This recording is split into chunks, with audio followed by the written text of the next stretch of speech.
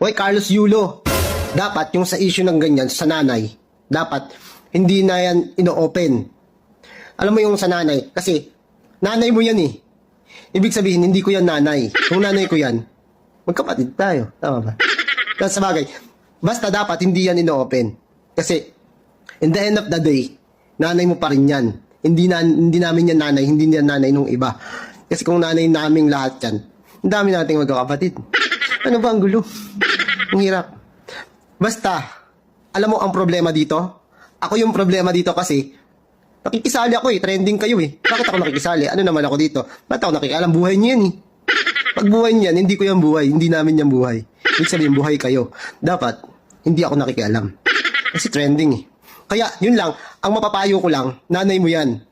Kaya, hindi ko siya nanay. Ang gulo ko magpaliwanag. Basta yun lang. Oo, basta yun lang. Tabi dyan, di ka kausap.